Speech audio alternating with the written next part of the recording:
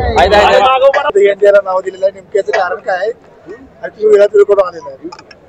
नाही, या ठिकाणी गिटे पाटलांनी कवठेमहांकाळच्या पवित्र नगरीमध्ये दहीहंडीचं आयोजन केलेलं आहे आणि या दहीहंडीच्या आयोजनामध्ये आदरणीय गोपीचंद पडळकर साहेब यांनी प्रचंड ताकद गिटे पाटलांच्या पाठीशी उभी केलेली आहे.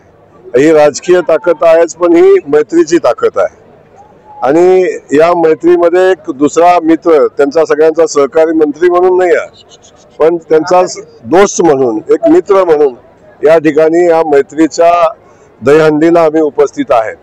त्यामुळं ही मैत्री ही फक्त दहीहंडीपुरती मर्यादित नाही, तर या कवठेमहांकाळच्या भूमीमध्ये विकास कामाच्या बाबतीत, कवठेमहांकाळच्या अडीअडचणीच्या बाबतीत सुद्धा ही मैत्री अशीच कायम काम करत राहील आणि या भागातल्या अडचणी सोडवण्यासाठी सरकारच्या दरबारी असू किंवा ज्या ज्या ठिकाणी आवश्यकता असेल त्या ठिकाणी ही दोस्ती ताकदीनं काम करेल आणि या कवठेमहांकाळच्या तासगावच्या भूमीमध्ये विकासाची गंगा घेऊन येईल. हे आजच्या या दहीहंडीच्या निमित्तानं मी आपल्याला. आणखीन एक मित्र आहे दोस्तीतला सदाभाऊ खोत, त्यांच्यावर आज हल्ला झालेला आहे, गोरक्षकांनी हल्ला केलेला आहे पुण्यात. त्यामुळे नाही, आता त्या गोष्टीची वास्तविक पाहता मला माहिती नाही आहे.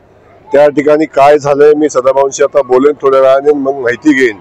परंतु आपण बघितलं असेल की आमच्या सरकारची गोरक्षण करण्याची आमच्या सरकारची भूमिका आहे आणि त्या भूमिकेसोबत आम्ही सगळेच काम करतो आणि सदाभाऊ एक शेतकरी नेता आहे आणि त्या हिशोबाने त्यांची भूमिका काय त्यांनी मांडलेली आहे या संदर्भात मला थोडी माहिती घ्यायला लागेल, म्हणून मी त्या संदर्भात बोलतो. घुसलेले आहेत, गोरक्षक नसून ते माफी आहेत आणि त्यांनी हल्ला केला असा आरोप केला.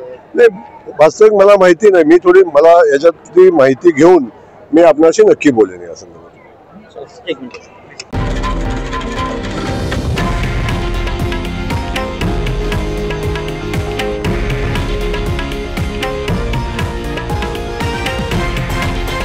हे आहे देशातील नंबर 1 न्यूज नेटवर्क आणि आपण पाहत आहात TV9 मराठी, एकमेव.